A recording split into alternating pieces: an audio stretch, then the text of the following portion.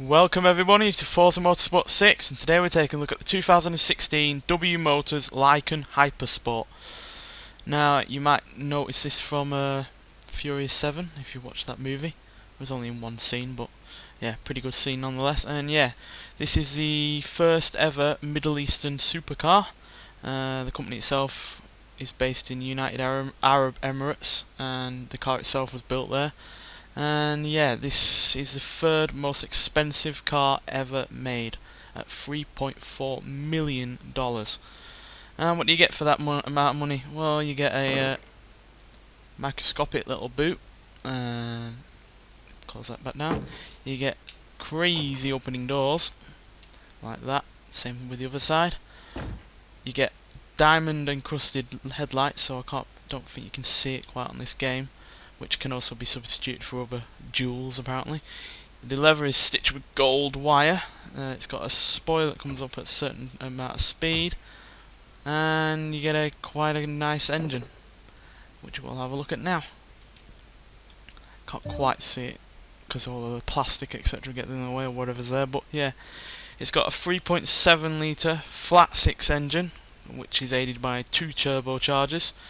The engine itself is actually developed by RUF, who usually do Porsches, well, upgraded Porsches, and yeah, it's developed 740 horsepower and 707 foot-pounds of torque.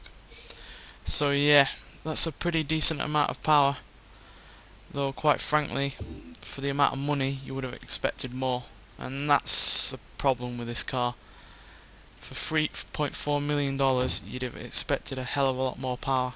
Bugatti Veyron Supersport cost $1 million less, and this isn't near as quick, because this has a top speed of 230 and that has a top speed of 265 or something like that. So yeah, this is nowhere near as quick as you'd expect, but hopefully it will be better on the track. So yeah, we'll take it there and see how it goes.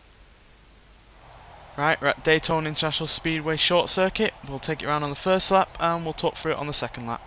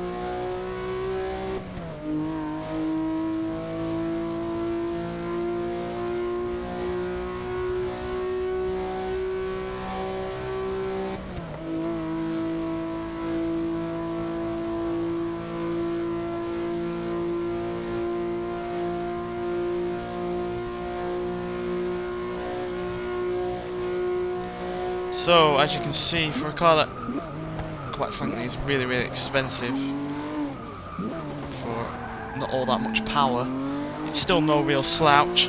0 to 60, 2.8 seconds, 0 to 100 in 5.1, and like I said before, it does 230 mile an hour in a straight line, and we weren't off all that far off it coming up to the finish line.